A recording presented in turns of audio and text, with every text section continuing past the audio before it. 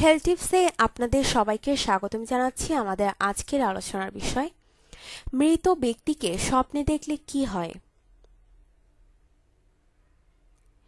ইমাম মুহাম্মদ ইবনে শারিন রহমাতুল্লাহ বলেন, যদি স্বপ্নে কেউ মৃত ব্যক্তিকে দেখে তাহলে তাকে যে অবস্থায় দেখবে সেটাই বাস্তব বলে ধরা হবে।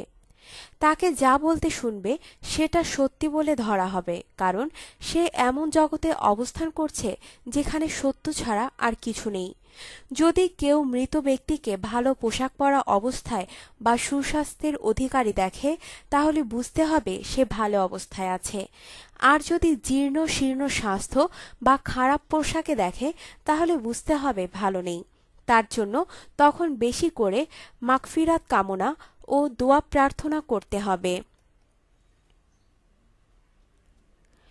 ইবনে ওমর রাদিয়াল্লাহু আনহু থেকে বর্ণিত, বিদ্রোহীরা যখন উসমান রাদিয়াল্লাহু আনহুর এর বাসভবন ঘেরাও করল তখন উসমান রাদিয়াল্লাহু আনহু বলেন, আমি গত রাতে স্বপ্ন দেখলাম রাসূলুল্লাহ সাল্লাল্লাহু আলাইহি ওয়াসাল্লাম বললেন, উসমান, আমাদের সাথে তুমি ইফতার করবে। আর ওই দিনই উসমান রাদিয়াল্লাহু আনহু শহীদ হলেন।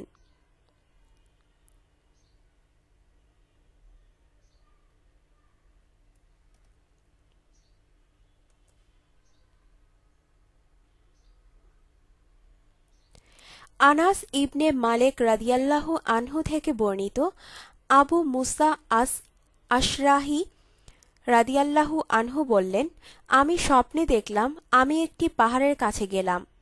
দেখলাম পাহাড়ের উপরে রাসূল সাল্লাল্লাহু আলাইহি ওয়াসাল্লাম রয়েছেন ও পাশে আবু বকর রাদিয়াল্লাহু আনহু। আবু বকর রাদিয়াল্লাহু আনহু তার হাত দিয়ে ওমর রাদিয়াল্লাহু আনহু এর দিকে ইশারা করছেন। আমি আবু মুসা রাদিয়াল্লাহু আনহুর এ স্বপ্নের কথা শুনে বললাম, ইন্না লিল্লাহি ওয়া ইন্না ইলাইহি রাজিউন।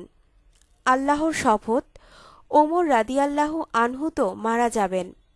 আচ্ছা, আপনি কি বিষয়টি ওমর রাদিয়াল্লাহু আনহুকে লিখে জানাবেন?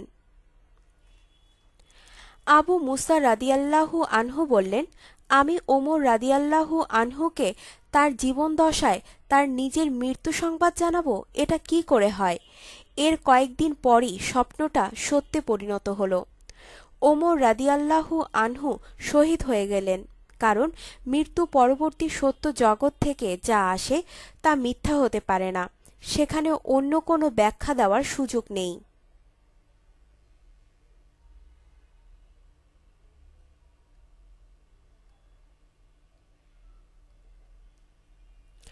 আপনার জীবনকে আনন্দময় করে তুলতে এবং বিভিন্ন স্বাস্থ্য টিপস ও পরামর্শ পেতে আমাদের চ্যানেল সাবস্ক্রাইব, লাইক ও শেয়ার করবেন।